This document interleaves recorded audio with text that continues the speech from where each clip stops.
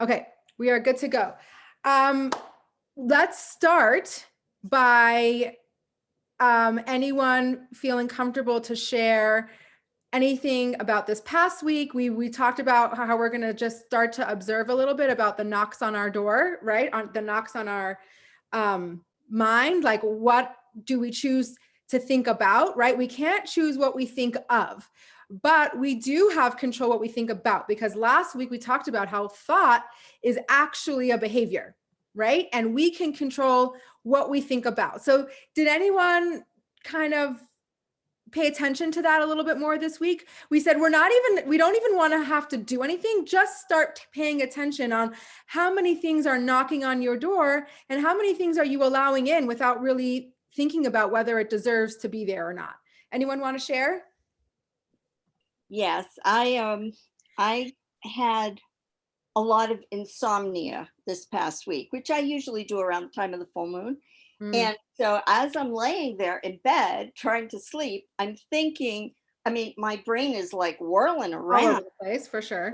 It was definitely all over the place. And to be able to just take time and just like go, wow, this is pretty amazing.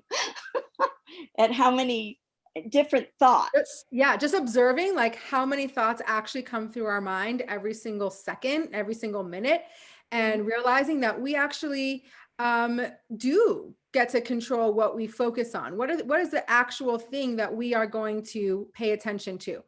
And someone wrote in the chat, yes, caught myself twice and actively decided to close the door on a thought. That's amazing, right? We can act like when a thought is not serving us, if we actively recognize that and we shut the door, right? Or we don't even open it, that is very, very powerful. Well, thank you for sharing. We're going to move right along. If anyone wants to add anything during class, remember, use the chat box. I'm happy to answer questions. I love to answer questions. And like I always say, sometimes I'll have answers, sometimes I won't, but I will always do my best. And if we don't have an answer, I will ask the people who do. Okay, so we are in chapter 5.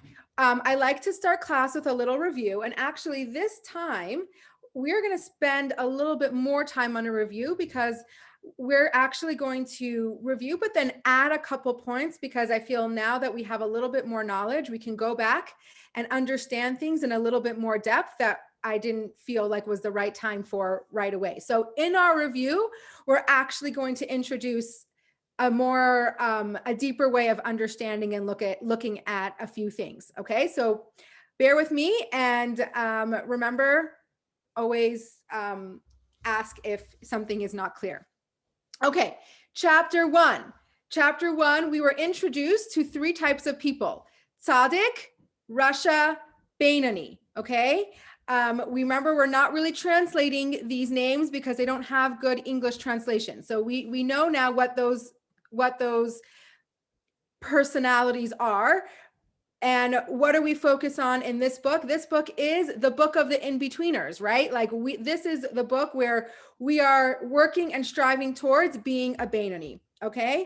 But to understand how these, like, more about these people and these categories and how they operate, we need to understand that we have 2 souls. And the first chapter introduced us to the animal soul. Why the animal soul first? Because that's what we get first. We get the animal soul first.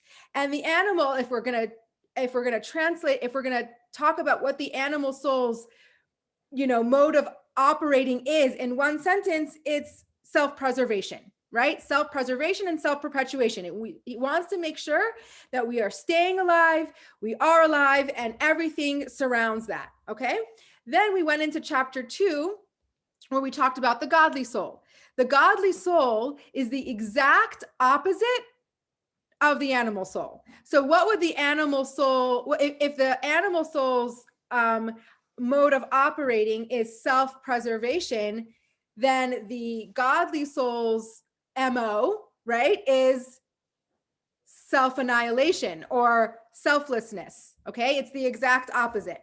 So this is where I want to get into a little bit more in depth about the difference between the animal soul and the godly soul.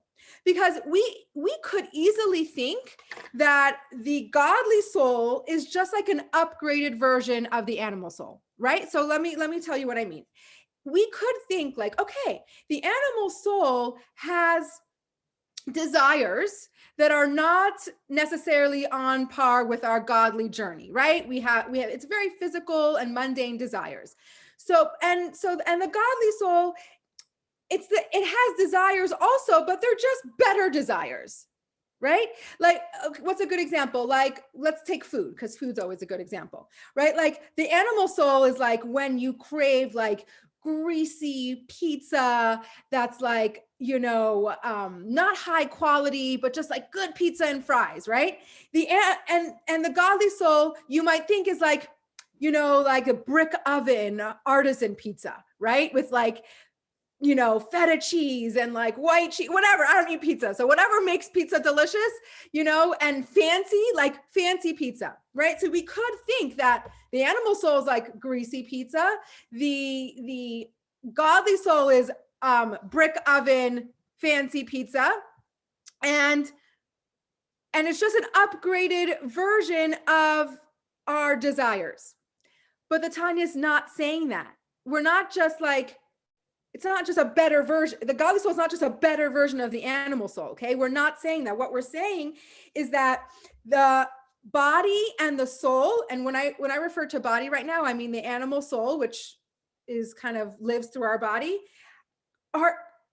they are total opposite directions. They have nothing in common. Okay. So they're going in two completely directions. And the animal soul wants self-perpetuation, right? Which makes sense, right? Because that's how we exist. And the animal soul kind of has this like, vicious cycle, or like, what comes first, the chicken or the egg? We eat to exist, we exist to eat, what I'm saying? Like, it's this self-perpetuation cycle. And it makes sense for the animal soul. We need that to exist, right? But that's what the existence of the animal soul is. The godly soul, it exists to surrender its existence. What are we saying about the godly soul? The godly soul comes down into this world to exist. And what's its goal? To eventually reunite with God, which means it will cease to exist. Okay, so you see how we're like, we have the animal soul and the godly soul have totally different goals. They're not working in the same direction at all. So I think it's really, it's subtle, but it's important for us to realize it's not like the godly soul is just a better version of our desires and our physical life, right? It's not at all on the same page. The animal soul wants to exist and the godly soul wants to cease to exist. And the whole reason why it exists is so it can eventually cease to exist. Okay, you're with me so far? Okay, so, and then what's interesting is that the animal soul, yes, its goal is for self-perpetuation, but a lot of times, what happens is that when we're so involved in our self-perpetuation, what does that lead to? Self-enhancement, self-fulfillment, right? Like, we don't usually stop at just existing, right? The animal soul wants to exist, and it wants to exist well, right? It wants to feel like it has a purpose. It wants to live the good life, right? So that's the direction of the animal soul. Now, the godly soul wants self-annihilation, okay? But when I say the word annihilation, what does that bring up for you? Like, I can feel like annihilation is very extreme, right? And it can be like, sometimes it feels like it might be a negative connotation. I think annihilation could be used that way, but in the Tanya, it is not meant to be a destructive, right? It's not a destructive word. If you think about it, annihilation is actually pretty peaceful.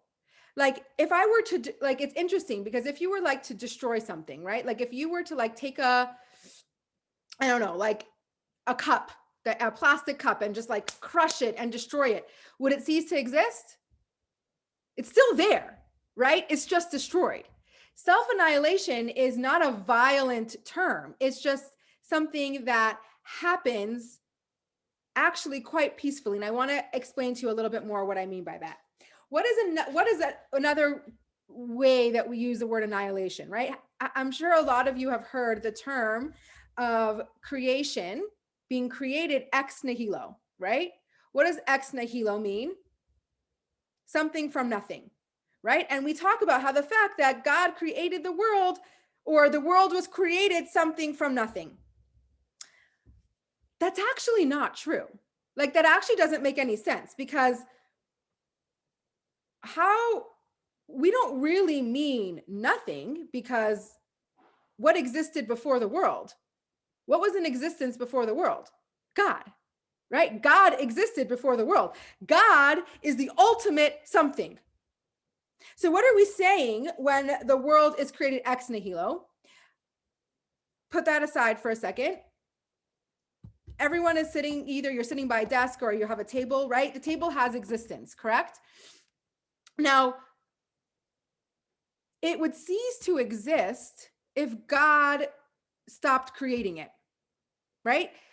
The whole way this world exists is that God is constantly willing it to exist. So it constantly exists, right? So what would happen if God stopped creating this table, right? It would revert to nothingness. So a table is relative existence. Okay, what do I mean by that? It's essentially nothingness. So it exists, but it doesn't have its own existence. You following me? Anything physical in this world exists. It's here. It's physical. But it doesn't have inherently, what is it? Inherently, it's nothing. Inherently, it doesn't have its own existence. When God stops creating it, it would cease to exist and just become one with God. So the table, our physical things that we see in this world exist, but don't have its own existence.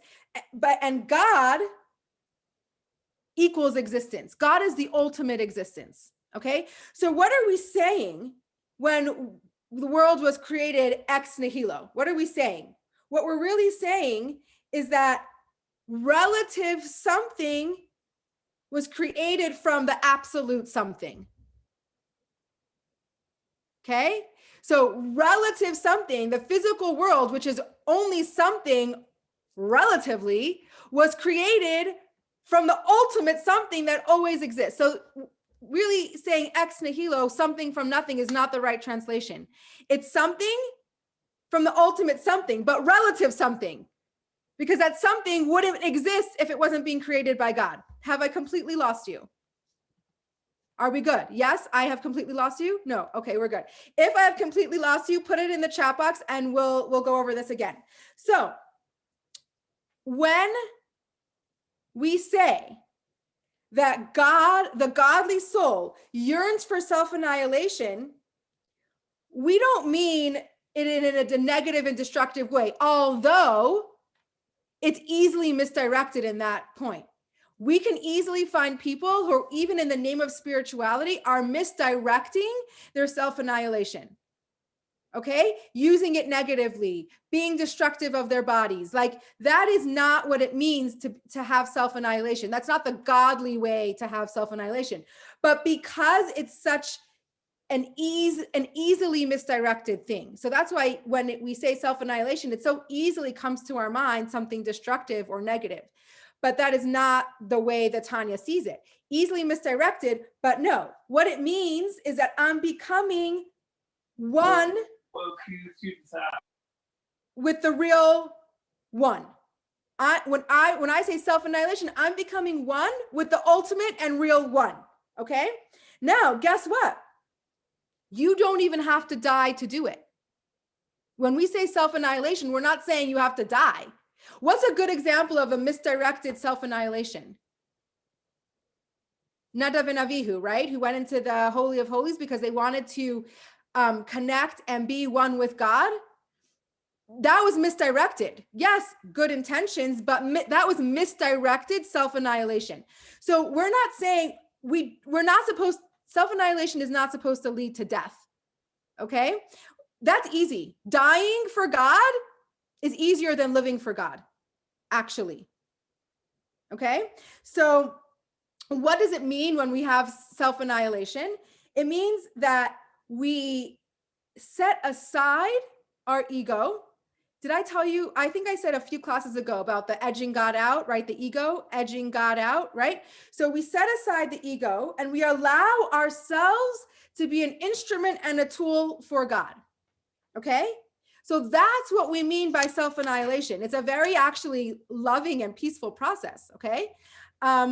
When this, we're going to discuss this in many later chapters in the Tanya, but just to give us a little bit of a preview, when we're totally focused on a mitzvah, when we're totally focused on God's will and doing what Hashem wants, that is self-annihilation.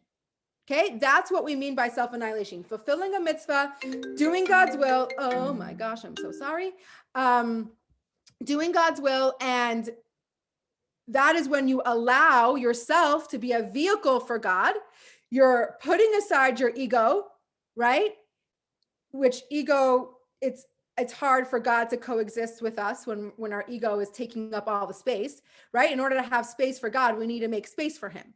Okay, so that is what we mean by self-annihilation. Now, why did I even bring all this up, right? Remember, we're still in the chapter 2 review, okay? Why did I bring this up? Because now that we have a little bit more of a foundation, I wanted to explain more of the difference between the animal soul and the godly soul, right? We can go deeper. We're not saying that the animal soul is just not good desires and the godly soul is better desires, right? That's just not what we're saying. We're saying we're on two different paths. Okay, we have the path of self-preservation that usually leads to self-enhancement and self-fulfillment, and we have the path of self-annihilation. What does self-annihilation mean? It means that we want to connect and we want to become one with the ultimate oneness, right? And how do we do that? Through doing God's will, because that allows us to make space for God. Okay, so we are now finished reviewing chapter 2 with a little bit of an addendum to help us understand deeper what our two soul. Why do I want you to understand this so clearly? Is because guess what? We have both of those things inside of us. Like, this is not like, oh, there's one thing here and there's one thing here. We have these two things that are on completely different paths. They're not even like on the same page inside of us. That's what we're contending with. Okay. So I always want to bring that point home, because I think that's probably one of the most powerful things I have learned in Tanya, is that we have this journey of this like self-character development and connection with God. The reason why this journey is a lifetime journey, and the reason why we have to spend so much time on it, is because we have this constant battle that's making it a challenge, right? This is not a piece of cake. Okay. So on to chapter 3. What did we learn in chapter 3? We learned that how does the soul express its, that was chapter 3. The anatomy of the soul. What is the soul made up of? 10 capacities, right? What are the 10 capacities? It's a direct mirror of God. We said God has 10 spheros. How did we translate spheros? It's hard to translate, but how did we translate it? The interface between the infinity and finite. It's how God, who's infinity, relates to us who are finite. Okay. We had two categories for these faculties: emotional and intellectual. How do we refer to them? Parent, child, right? Intellectual faculties are parents, which then give birth to the emotions. What did we say? What you think about is what you're going to care about, right? And then we took that even a step further in chapter 4. So now we know the anatomy of the soul, but how does the soul express itself? It's very nice we have these 10 faculties, but they're still not tangible. How does the soul express itself? Thought, speech, and action. What did we focus mostly on? Because the other two are really understandable. thought, speech, and action makes sense that it's a behavior. Thought is, we had to really delve into how we know and understand that thought's a behavior, correct? And we focused, and we're not going to go into it too much because we just did it last week, the knock on the door. You can't control what you think of, but you can control what you think about. And we focus mostly, the Tanya focused mostly on our behavior choices. That's what we're going to spend most of the Tanya on, not the composition of the soul. Like, it's good to know just as information, but what we're going to focus on mostly is our behaviors, right? And that's what we are going to be doing for the rest of the Tanya. Okay, we made it to chapter 5. Any questions so far? It was a review, but like I threw a whole bunch of new things in the review. Okay, so just to keep it spicy. All right, chapter 5.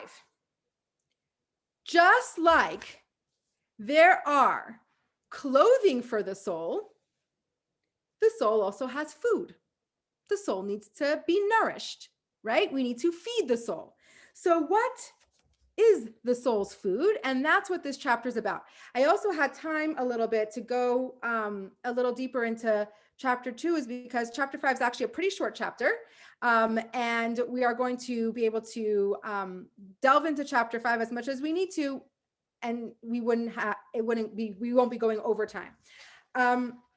Okay, so what's the difference between food and clothing? Okay, eating, when we eat, what's so fascinating about eating, and I actually, before I studied Tanya, I never thought of it that way, but food sticks, like you eat food and it becomes one with you. Like the food that you eat, like actually has your DNA. Like if you were doing an autopsy and you would take out the stomach contents of somebody, you would actually find that person's DNA on the food, right? So when you eat, it literally becomes part of you. Okay. Clothing is on you, right? And when you see it when you're wearing it, but if you take it off, it's not a part of you anymore. Okay. And David HaMelech says, "B'tayrascha besoch me'ai." Torah is in my innards.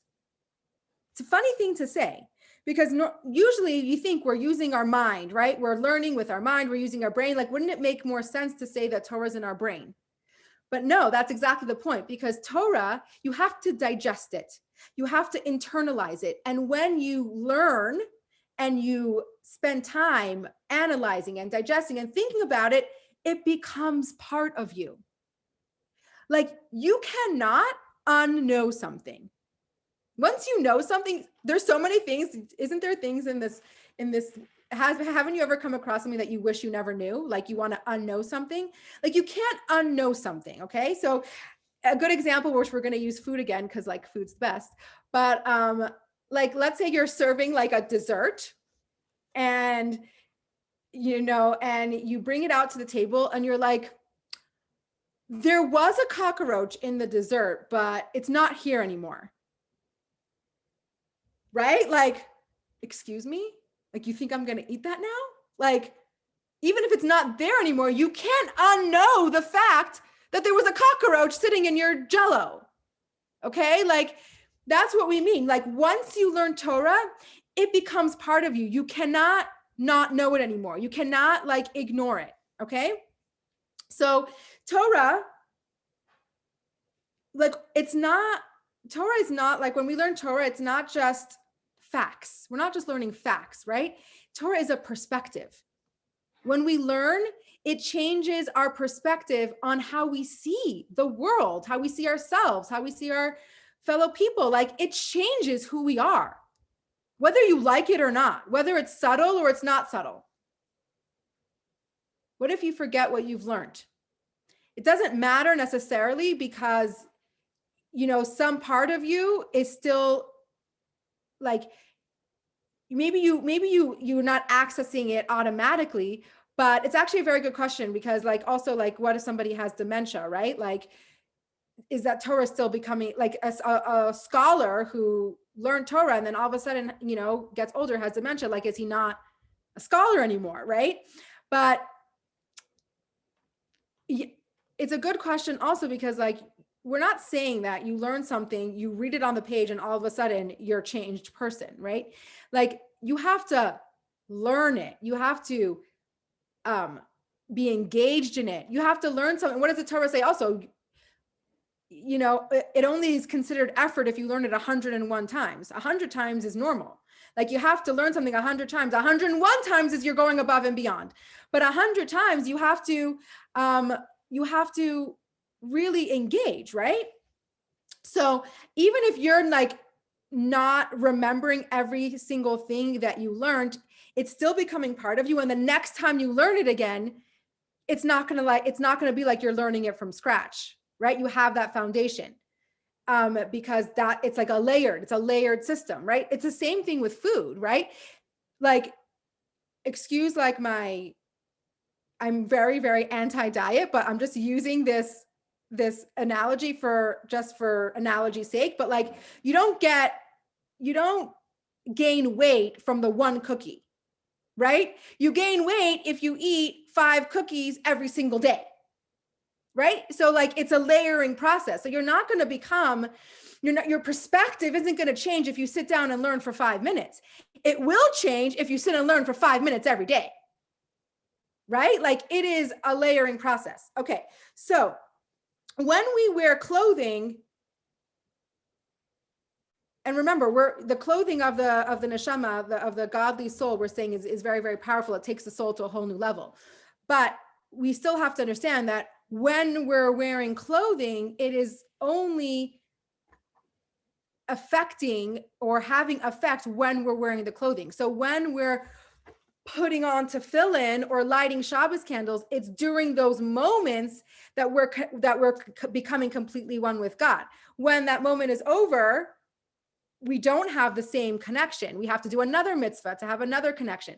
That's not how it is with Torah learning.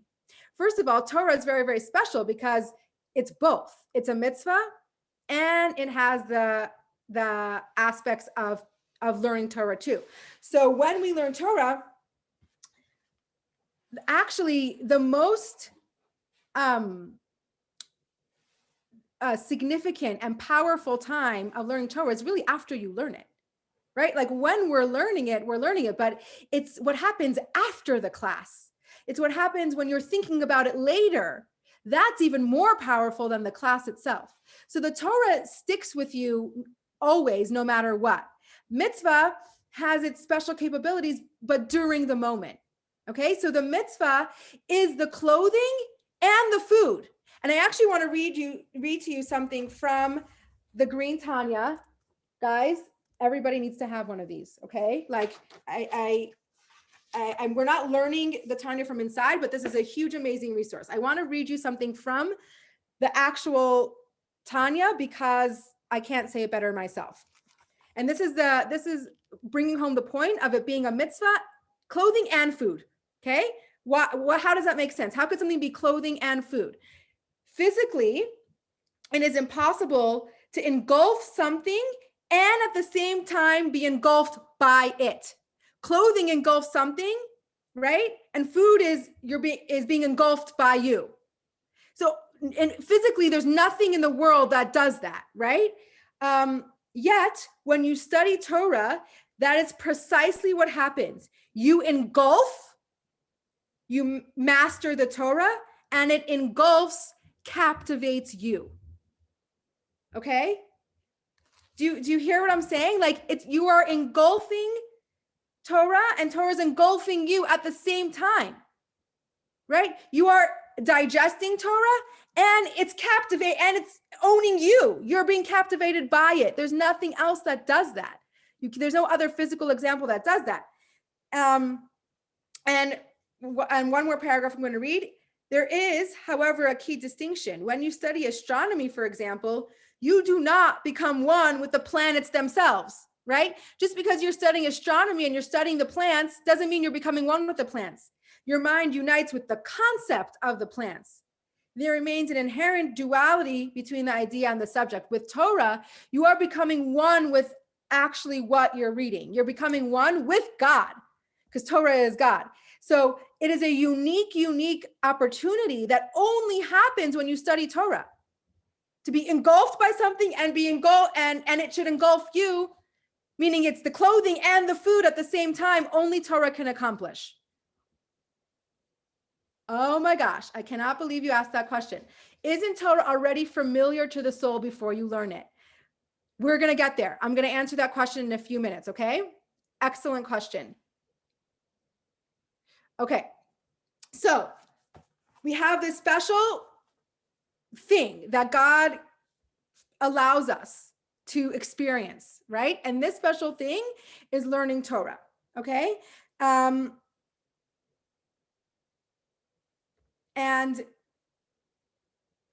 this is how we feed our soul, okay? Remember when I said in the first class, I'm like, you can't expect to feel godly or to have a spiritual connection if you don't like feed it and foster it. Like you have to pay attention to it. It's not gonna just always be there without any attention. And I kind of compared it to like a marriage, right? Like you can't just, your marriage, you know, if you don't pay attention to your marriage, it's not going to just be a good marriage without any effort or work or attention. So with our soul, like you have to feed it. You can't just, oh, I have a godly soul. Thank you, God, so much. I have a godly soul. Now I'm going to feel all spiritual. Like you have to pay attention to it. You have to feed it. And what is it Tanya telling us? What's the food of the soul? Torah. Torah is the food of the soul. Now, to address this question, like, isn't Torah already familiar to the soul before you learn it? So there's two perspectives on what happens when we study Torah, okay? So one perspective is that the godly soul doesn't need Torah. The godly soul is inherently born and created with like intuitively serving God. Like it intuitively wants to serve God. So Torah is not necessarily for the godly soul. What is Torah for? Torah is for the animal soul, that it should know how to behave and act godly. Okay, so our godly soul inherently, intuitively wants to serve God. What do we need Torah for? We need Torah for our godly soul. We want to get our godly soul on board, right? Like, how do we teach our godly soul to be more godly oriented? And that's where Torah comes in. There's another way to explain it, and I think they're actually not even contradictory. It's just another, it's a go a little bit deeper.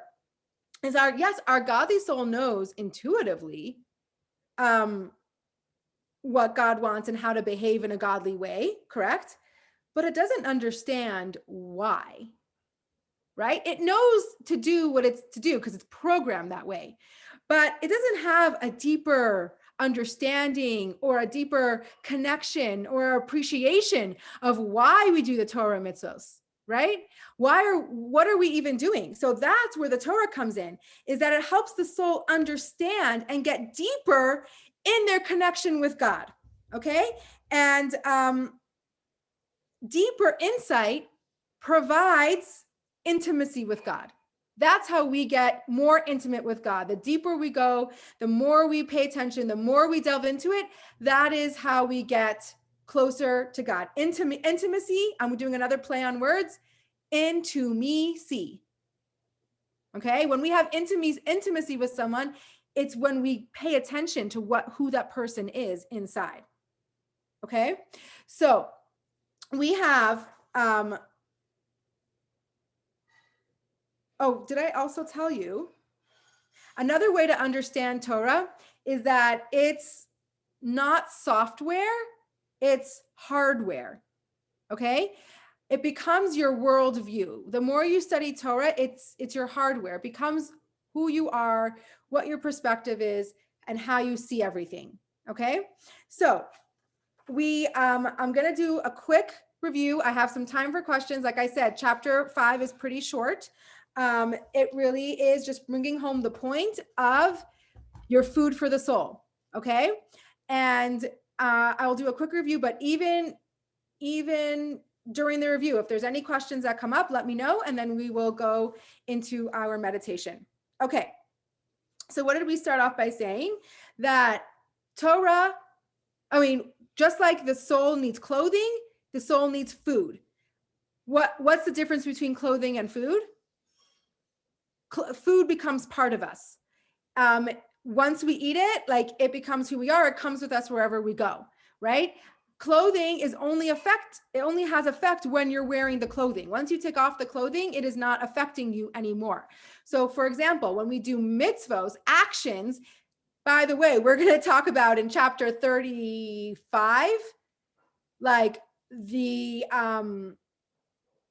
advantages of mitzvos over everything else. You can't, like, when we learn Tanya, I want you to always remember that everything is relative. Right now, we happen to be discussing how Torah is the best, amazing, most greatest thing that can happen.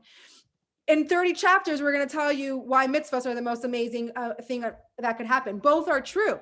It's just, what perspective are you coming from? So I always say in Tanya, everything is relative. When you want to say what's greater, Torah or mitzvahs, what's the answer going to be? Well, it depends when. Depends what you're trying to accomplish. Depends what you're trying to do, right? So here in this chapter, we're extolling the virtues of Torah, right? So we're understanding how special Torah is, and Torah is the only thing that you can become completely one with, because what happens when you're learning Torah, you're being engulfed by it and it's engulfing you. There's nothing else in the world that can do that. Okay. So Torah happens to be, I'm sorry, I have this hair that's just like in my face. Torah happens to be clothing and food at the same time. Okay. So I'm trying to think if I'm missing any other points. And okay, and the other really important point is that I really feel is very powerful is that once you know something, you can't unknow it. Okay, it becomes part of you. And I think that is to our huge advantage. If I want to make it more practical, because we are not, I'm not going to speak for these amazing people in this group, but I'm not a Torah scholar. I don't sit all day and learn Torah. That's not practical, right? And Tanya, contrary to a lot of people's experience, is a practical book, right? This is called practical Tanya. We want to apply it to our lives. We don't just want to learn it and be like, well, that's a nice concept, but like, what does that have to do with me? And what the point is that I take away from this chapter is the fact that if we take the time to nourish our soul with Torah, it has a lasting effect. Okay. It builds on each other. So I say, maybe it's possible to spend 5 minutes a day, right? And there's all these amazing books that have like Hasidic thought, or like, they're broken up into like parsha or chapters, like literally a page or two to read. Like, what happens if we would take 5 minutes? We all have 5 minutes, guys. We all have 5 minutes. And we learn Torah. What happens is that, first of all, in those 5 minutes, you're completely connecting with God. But what did we learn about Torah? Is that it lasts. It's not like other mitzvahs. It's something that becomes part of you. So every single time you do it, you're going to be building on what you learned the next day, right? And so that question that was asked, what if you forget what you learned? It's, who cares, right? Like, because it's slowly becoming part of you. Like, if you want to make an effective change, don't do it quickly, right? It's not going to last. We have this phrase in our community where, and it's like this big joke now, like everything we call baby steps, right? Baby steps. You want to all of a sudden you want to kosher your house. Wait a second. Baby steps, right? First, maybe only buy kosher food in the grocery. First, don't eat out at restaurants. Like, let's like slow, like baby steps, because if you do something extreme right away, it's not going to last. Okay. It's not sustainable. We cannot, it's great to be emotionally inspired. Inspiration is great, but inspiration doesn't last. Okay. It's like a big ball of fire, like a big fireworks explosion. Like, it's great, it's beautiful, it's important, but it's not what's going to take you to the next level. It's not what's going to give you a steady service of Hashem. So no, what are we going to come away? I always like to come away with something in this chapter, is that it's a little bit connected to what we learned last chapter, right? It's what you think about is what you're going to care about, right? So what you choose to put in your mind is what you're going to, it's going to start to affect the way you think and the way you act and the way you behave. Guys, I'm talking to myself here, like major, like self preaching, because I need this. So if we take what we learned last week about what we think about is so powerful and we can control what we think about, what happens if we take 5 minutes of our day to think about something from the Torah, right? And it could be anything, like it could be medrash, it could be halacha, it could be chassidus, it could be, doesn't matter. What do you gravitate towards? It could be chumash, it could be, it could be whatever you want, daily Torah thought, whatever. Then, first of all, we're choosing to think about something godly. And now what we learned, what we added this week, what we didn't know last week, is that the lasting effects, right? The most powerful time of learning is not during the learning, it's after the learning. It's like, what do you do after? This is why I end our Tanya class with meditation, exactly for this reason. What are we doing after we learn the information, right? Do you go on a walk and talk about it with your friends? Do you think about it? And I like to end this class with a meditation, because that just kind of puts it into practice. Like we learned all this stuff, and now like, let's just sit with it for a minute and let it digest and let it assimilate into who we are, because that is lasting change. Lasting change doesn't mean you study Torah for 5 hours in the day. That's really wonderful, but it's not, I don't think it's practical for anyone sitting here, right? Lasting change is 5 minutes, and then you never know when it's going to pop up in your day. Like, oh my gosh, like we talked about this in class, like, I want to think about that more, right? My goal of the Tanya class is to like, just start your brain going. And I hope that it comes up for you a few times in the week. Like, oh, interesting. We talked about that in Tanya class. Like, I wonder like how it applies to this situation, or I wonder how I can apply it to my life, or I wonder how to think about it. So that's my goal for the Tanya class. I hope that, we get there together. But that is what we learned in this class. Last class, we learned about the soul's clothing. This class, we learned about the soul's food, what nourishes the soul. Now, both souls, right? Godly soul. We learned now that the Torah has to nourish our godly soul and our animal soul. Our godly soul, because it needs to take it to the next level, even though it inherently knows what it has to do, it needs to go deeper to create that intimacy with God. And it's nourishing the animal soul, because the animal soul is clueless. So this is like this is teaching the animal soul how to behave. Like, you want to know how to behave? This is how we do it. Okay. Any questions before we head to our meditation? Best diet, non-fattening food for the body. Totally. Okay. Get comfortable.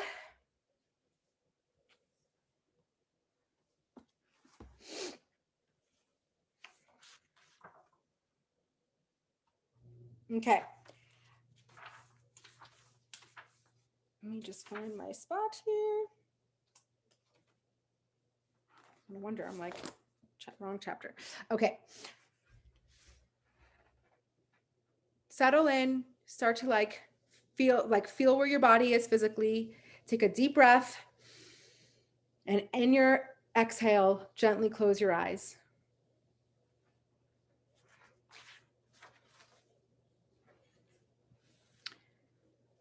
Take a deep breath in through your nose, out through your mouth.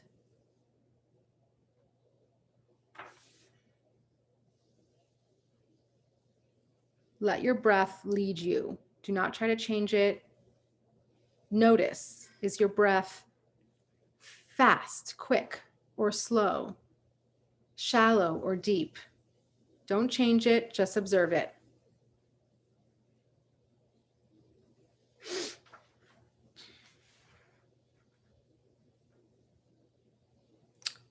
a little tip is I find that when we can put a count to our breath, like 4 count exhale, 4 count inhale, it helps our mind focus on the breath, and it helps it not wander as much. So when you really focus on your breath, it kind of mainstreams your mind.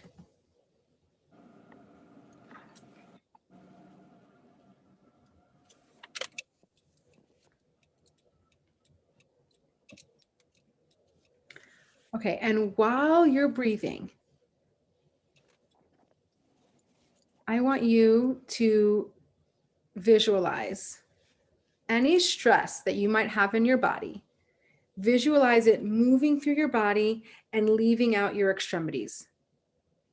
Okay, so out your fingertips, out your feet, any stress that you have accumulated over this class, over the day, over the week, just imagine it just like leaving your body.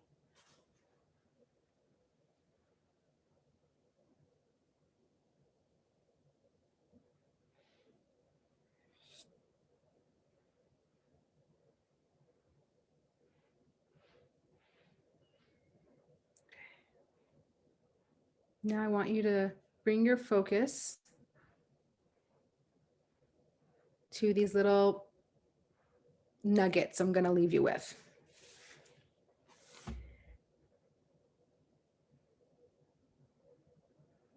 As you master a Torah text, your soul absorbs its divine light, and the Torah nourishes your soul inside like food.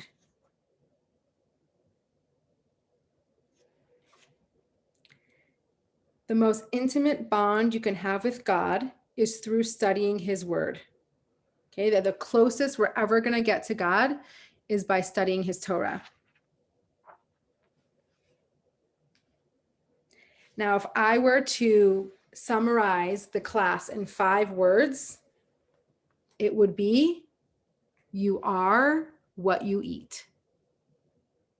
Okay, sit with that for a minute. It's literally what we talked about this whole class. You are what you eat. Physically and spiritually. What you nourish your soul with, that's who you will be. Take a deep breath. Bring your attention back to your breath. In through your nose, out through your mouth.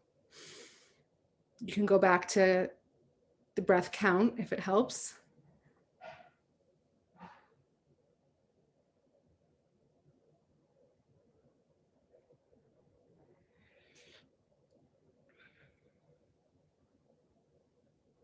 Slowly start to notice any sounds, smells, sensations in your body.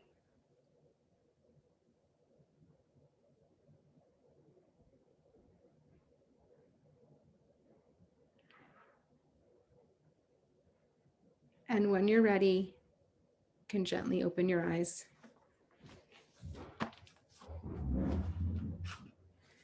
Deep breath. Okay, my friends, how are we feeling? How are we doing? Good? Any other question we have? Listen, look at me. 11:50 or whatever time it is for you. We have a couple minutes if you have any questions. If not, have an amazing week. Continue. I guess my message for this week is to continue noticing the knocks on your door. Okay, because that's like a lifetime of work. And if it's something that you feel like you can do, it doesn't even have to be every single day or consistent, but the more consistent you'll be, the more it will affect change and affect how we think. Pick up a book, 5 minutes. Literally, guys, 5 minutes, not more. Right? I could say 10 minutes, 20 minutes. Everyone has to, no, because that is not sustainable for us right now. Like, don't bite off more than you can chew. 2 to 5 minutes. And limit it to that, because then it's something that you can actually make sustainable. Baby steps. Okay. Okay. There is one question. Where does davening come in between Torah and mitzvahs, food or clothes? Davening would be considered a mitzvah. And we will actually, the Tanya does go into davening in a couple chapters. But davening also is something that is very, very powerful when you're doing it, kind of stops being powerful when you're done, right? It's a very in the moment experience. It's not intellectual. It's much more spiritual. It's a much more like ecstasy almost if you get into davening properly. Torah, because it's knowledge and it's thought, you have to continue digesting it to have it to stay with you. Okay, someone suggested Chayenu. Yes, lots of good short bits to learn for sure. That's an excellent resource. But doesn't davening change you? Yes, and mitzvos change you also. Okay, davening and mitzvos change you, but they change you in the moment. Okay, and if we become the type of people that continuously are doing mitzvos, then we become that person. And remember, we are going to be delving into mitzvos and the amazing effect it has on us. You gotta stick with me for 30 chapters. Can you do it? We're gonna get there. But it does affect you, but when it's happening, when you take the clothing off, when you're done the mitzvah, it's still, okay, it's tricky because it still has the effect. Let's say you give tzedakah, right? The tzedakah you give is still gonna have the lasting effect for that person that you gave it to, because this is their sustenance, right? So I don't want to say like you do a mitzvah and then like after the mitzvah, like it's like nothing ever happened. It does affect change, but it doesn't become part of you like Torah does. Okay, and stick with me and we'll learn more about that. Is learning too much in one day bad?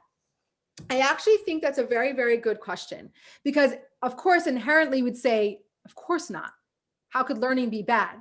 But it can be bad if we are using it as either an escape for the rest of our responsibilities, or we just have the wrong intentions of why we're learning. Okay. So and wrong intention doesn't make learning bad. It just, ask yourself, like, is this something that you actually could do and still take care of your family and still do your responsibilities and still be what you need to be? Or did you decide that I'm going to learn 5 hours a day because I'm escaping what I have to also actually accomplish in the rest of my life? Because does that make sense? Like, inherently learning isn't bad, right? But if you're learning when you should be really feeding your family or cooking dinner or putting your kids to bed or whatever, then no, you should not be learning. If like, I don't know if anyone, but like I've noticed like with my mother, right? Like when we grew up, like she wasn't like learning or davening all day, like she was taking care of us. But now as her kids are older, like all of a sudden I'm like, she always has a chayenu in her hand. She's davening, she's learning, because it's appropriate for her now. She has the time, right? She doesn't have to be doing, she doesn't have a young family or responsibility to take care of. So stage of life matters, right? If you have a bunch of young kids or you're a caregiver or whatever, then no, you shouldn't be learning all day, right? But if you move through life, your family's grown, you don't have as many responsibilities, of course, use that time, right? Use the time to learn if you can. Okay, I think we have time for one last question. So is Torah part of the 3 intellectual capacities of the soul and mitzvos, or part of the 7 emotional capacities? Are they totally separate? Okay, Torah, you use your 3 intellectual capacities when you learn Torah. Okay, so first it's like you just like the idea, right? And you don't really like, you hear an idea, but you don't know anything about it. Then you're going to analyze it. You're going to discuss it. You're going to talk about it with someone, right? That's bina, right? That's understanding. You're understanding the concept. Das is when you actually take what you learned and live by it. That's totally internalization of Torah study. So chachma, bina, das, and das is also works with also meditation, right? You're really meditating on these concepts. You're really like spending the time so that you internalize it and it becomes part of you. And then it's all connected. Once you do that, what happens? Then your emotions are born. Right? So you're using your 3 intellectual capacities to learn Torah, which, like we learned, what you think about is what you're going to care about, right? Then those things are going to produce emotions, which will then produce actions. So nothing happens in a vacuum, right? It all one step leads to the next. Did I answer the question? Okay. Guys, you're awesome. Thanks for being here. As always, the recording will be up on YouTube in a few hours or tonight, depending on when I can get it done, but usually within the day. And you are welcome to share that with anybody who wants it. And I will see you here next week. Take care.